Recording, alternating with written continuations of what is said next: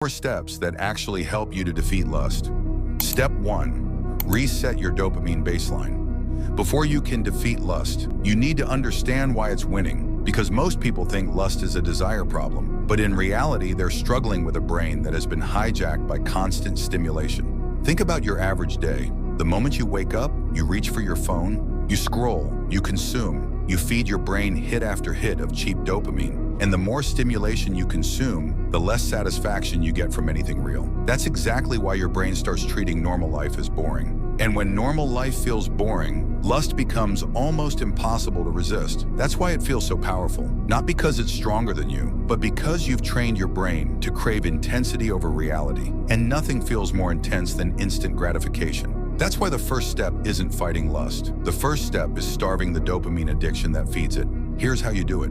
For the next 7 days, eliminate every source of cheap dopamine. Social media, mindless scrolling, binge watching, anything that gives your brain instant rewards for doing nothing. Because the moment you stop giving your brain cheap pleasure, your brain slowly returns to its natural baseline. Normal things start feeling meaningful again, and lust loses the overstimulated environment it needs to survive. So cut it all. No exceptions, no negotiations. Because this isn't just a detox, it's a declaration of war against everything that's keeping you weak. Step 2. Control your input.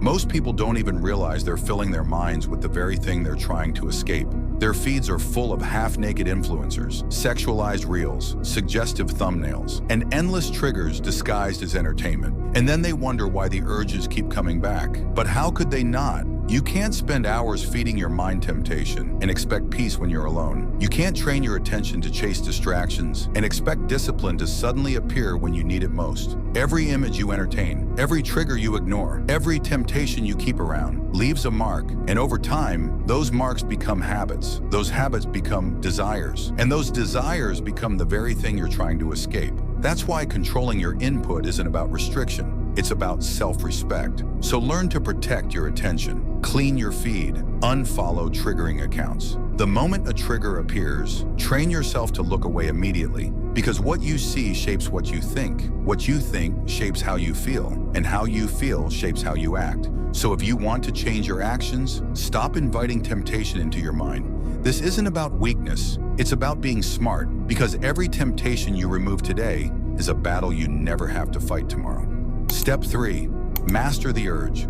The moment an urge appears, most people make the same mistake. They panic, they feel uncomfortable, they start negotiating. Just one look, just this once, just for a minute. And that negotiation is exactly where most people lose, because negotiation is surrender disguised as thinking. The real danger isn't the urge itself, it's the habit of obeying it every time it appears. That's why the goal isn't to fight every urge. The goal is to stop obeying it. Here's how you do it. The moment an urge appears, move immediately. Stand up, wash your face, go outside, do 20 push-ups, call someone, anything that breaks the pattern, because any urge you feel doesn't last forever. It rises, it peaks, and if you refuse to feed it, it passes. So the next time an urge appears, move before your mind has a chance to negotiate, because hesitation feeds temptation. Action kills negotiation. Step 4.